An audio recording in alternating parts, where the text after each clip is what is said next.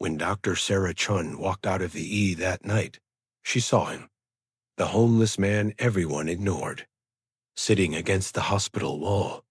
But something around his neck made her freeze. That wasn't just a necklace. For 3 years, hospital staff had walked past him, avoided eye contact, assumed he was just another veteran down on his luck. No one stopped. No one asked his name. Until that night, when Dr. Chun saw what hung from that thin chain. This is the Human Stories, where we share real moments of courage, sacrifice, and the veterans who deserve to be seen. This is the story of James Roland and the medal that changed everything. Every morning, James Roland woke up at 5:47 a.m., not because he had anywhere to be, but because habits from 1968 don't die. He folded his sleeping bag with hospital corners, rolled it tight, secured it with the same knot he'd learned in boot camp, the same knot that had held through monsoons in Vietnam. His corner of the world was the east wall of County General Hospital. Brick, cold, but sheltered from the rain. He'd been there for 3 years, 1,095 days, and in all that time, not a single person had asked his name. Doctors walked past. Nurses hurried by. Security guards watched. But no one stopped. To them, he was invisible. Just another homeless veteran. Another casualty of a war no one wanted to remember. But James wasn't just any veteran. And what he carried around his neck, that was about to change everything. County General was a level 1 trauma center. 12 floors, 300 beds, 2,000 staff. Every day, hundreds of people walked through those doors. But none of them saw James. The doctors saw gunshot wounds. The surgeons saw complications. The administrators saw budget cuts. But James? He was part of the landscape, like the dumpster in the alley, or the broken streetlight by the loading dock. There, but not really there. Some of the younger nurses felt bad. They'd leave food sometimes. A sandwich from the cafeteria, coffee in a styrofoam cup. But they never stayed, never asked questions, because asking questions meant getting involved. And getting involved meant time they didn't have. So James sat and watched and waited for nothing in particular. Until the night Dr. Sarah Chun worked a double shift. Sarah had seen 1,000 patients that day, but it was the one outside who would haunt her forever. Dr. Sarah Chun had been on her feet for 16 hours. A car accident at dawn, 3 cardiac arrests before lunch, a shooting at 4 p.m., and a pediatric code that ended the way no code should end. When she finally walked out of the hospital at 11:47 p.m., she wasn't thinking about anything except sleep. Her keys, her car, her bed, one foot in front of the other. That's all she had left. The east wall was on her route to the parking lot. She'd walked past James Roland 100 times. Maybe more. Tonight was no different. Or so she thought. James was sitting against the brick, head down, hands folded in his lap. The streetlight above him was broken. Had been for months. But the light from the EA entrance, it caught something.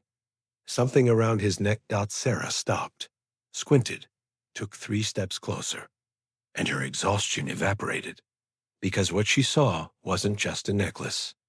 It was a light blue ribbon and a 5-pointed star, the Medal of Honor. Sarah stood there, frozen. Her medical training told her to move, check vitals, assess, but her legs wouldn't work, because she knew what that medal meant. There are 3,536 Medal of Honor recipients in American history.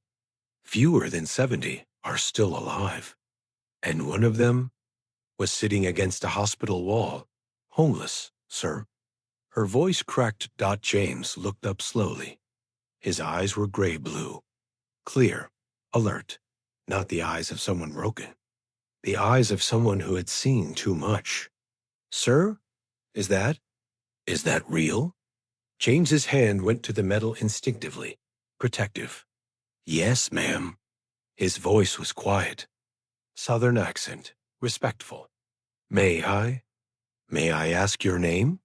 A pause, long enough that Sarah thought he wouldn't answer. "Roland, ma'am. James Roland, Sergeant, 1st Cavalry Division." Sarah felt tears she didn't know she had. "Mr. Roland, I'm Dr. Chun. Would you please come inside?" James shook his head. "I appreciate it, ma'am, but I don't take charity." "This isn't charity, sir. This is the least we can do." Another pause. James looked at the hospital doors, then back at Sarah.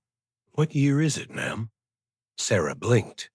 "It's 2024, Mr. Roland." "Then I've been out here long enough." He stood up. Slowly, his knees creaked, but his back was straight. And when he picked up his sleeping bag, he rolled it with the precision of a man who'd done it 10,000 times. What Sarah didn't know yet was how James Roland earned that medal, and why he'd been homeless for 3 years. The answers would break her heart. Sarah took James to the doctor's lounge. It was empty. 3 a.m. quiet. Just the hum of the vending machine, and the distant sound of a code blue being called on the 4th floor. She made him sit, brought him water, a blanket, food from the nurse's station. James ate slowly, deliberately, the way soldiers eat when they don't know when the next meal is coming. "Mr. Roland," Sarah began. "James is fine, ma'am." She smiled despite everything. "James, then, can you tell me what happened?" James took a long drink of water, set the cup down with both hands. "What do you want to know, Sarah? How did you end up here?" James looked at the medal around his neck. "This thing? This is why." He lifted it gently, like it weighed 1,000 pounds. April 12th, 1968. Khe Sanh, Vietnam. His voice went somewhere else. "My platoon was pinned down. NVA had us surrounded. Command said air support was 20 minutes out. We didn't have 20 minutes. I was 22 years old. Squad leader. 12 men under me. When the grenades started coming, I didn't think. I just moved." Sarah listened, silent. "I don't remember most of it. They told me later I charged the machine gun nest, took out 3 positions, held the line until the choppers came. I woke up 2 weeks later in a hospital in Da Nang. They gave me this. Told me I saved 37 men that day." He touched the metal again. "But I didn't save the 12 that mattered most." His voice broke. "My squad. They didn't make it out." Sarah's throat tightened. "And you've been carrying that guilt ever since." James nodded. "Came home in 69. Got a job. Got married. Had a daughter. But the nightmares never stopped. And 50 years later, I lost them too." James Roland had lost everything. His men, his family, his home. But what happened next would remind him why he fought in the first place. Sarah couldn't let this go. She took a photo of James's discharge papers, his DD 214, the Medal of Honor citation. And at 4:17 a.m., she sent an email. Subject line: Medal of Honor recipient homeless outside our hospital. Recipient: the hospital CEO, the board of directors, and the local VA liaison. By 6 a.m., her phone was ringing. By 8 a.m., the hospital administrator was in her office. By noon, 3 news vans were in the parking lot. And by 2 p.m., James Roland's life changed forever. James didn't want the attention. He tried to leave twice, but Sarah convinced him to stay. "Just 1 hour," she said. Let them help. The VA liaison arrived first. A woman named Patricia Monroe, 60 years old, veteran herself, Army nurse, Gulf War. She took one look at James and burst into tears. "Sergeant Roland," she said, "we've been looking for you." James frowned. "Ma'am, your benefits, your pension, your health care. You're entitled to all of it, but we lost track of you 3 years ago." James stared. "I didn't think I deserved it." Patricia knelt down. Eye level. "Sergeant, you earned this. Let us give it back." What happened next brought the entire hospital to tears and reminded everyone why we honor those who serve. The hospital staff started gathering. Word had spread. Nurses from the E, doctors from surgery, security guards, janitors, even patients who could walk came down. They formed two lines in the hallway. And when James walked through, they saluted. Every single one. Some were veterans themselves. Some had never served. But everyone understood. This man had given everything. And they had walked past him for 3 years. James stopped in the middle. Overwhelmed, his hands trembled. But he stood straight and returned the salute. Sarah was crying. Patricia was crying. The hospital CEO, a former Marine, was crying. And for the first time in 56 years, James Roland let himself cry too. They took him to a private room, not a patient room. One of the executive suites usually reserved for donors. Clean sheets. A real bed. A window overlooking the city. James sat on the edge and didn't move. "It's too much," he whispered. Patricia sat next to him. "It's not enough, but it's a start." But the biggest surprise was still to come. And it involved someone James thought he'd lost forever. Patricia had made another call. One Sarah didn't know about. To a woman in Oregon. A woman who'd been searching for her father for 3 years. Jennifer Roland. James's daughter. She'd lost touch with him after his wife died. Not because she wanted to, but because James disappeared. Stopped answering calls. Stopped coming to holidays. Just vanished. She hired private investigators. Filed missing persons reports. Searched shelters in 6 states. And never stopped looking. When Patricia's call came through, Jennifer was on a plane 4 hours later. James was sleeping when she arrived.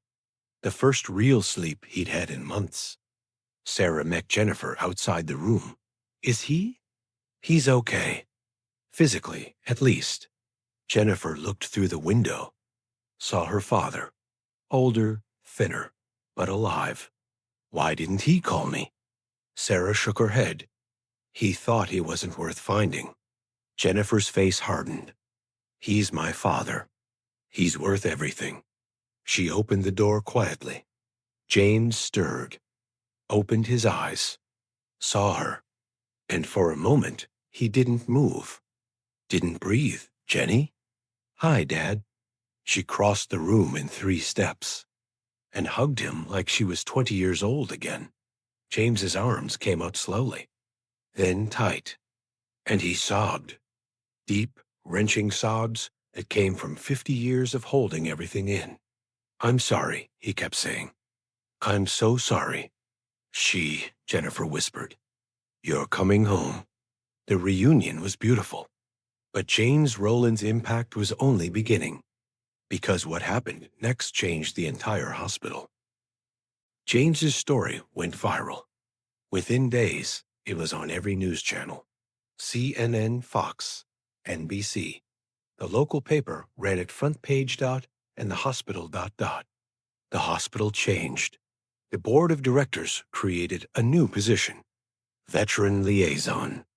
Someone whose only job was to identify veterans in need and connect them with resources. They hired Patricia. They built a memorial wall in the main lobby. Every employee who was a veteran got their photo up. with their name, rank, and service dates. James's photo was in the center, with his Medal of Honor citation printed below. But more than that, the hospital staff started paying attention to the people outside, the ones they used to walk past. They asked names, offered help, made connections. In 6 months, they helped 14 homeless veterans find housing, all because one doctor stopped to look. 3 months later, Sarah visited James at his new apartment, a VA-subsidized place, clean, safe, with a photo of his wife and daughter on the mantel. "How are you doing?" she asked. James smiled, a real smile. "I'm home," he said simply. Sarah nodded. "Thank you, by the way." "For what?" "For reminding me why I became a doctor." James shook his head. "You saved my life, Sarah. I should be thanking you." "No, sir. You saved 37 men in Vietnam. And then you saved 14 more just by telling your story. That's 51 lives, Mr. Roland. I think we're even." James looked at the medal on his dresser. "Maybe," he said quietly. "Maybe we are. This is the Human Stories, where we believe no hero should be invisible. If you see someone who served, don't walk past them. Ask their name. Thank them. See them. Because every veteran has a story. And every story deserves to be heard. Where are you watching from? Drop your city in the comments. And if stories like this deserve to be heard, subscribe to support the channel. We publish human stories that matter every single week.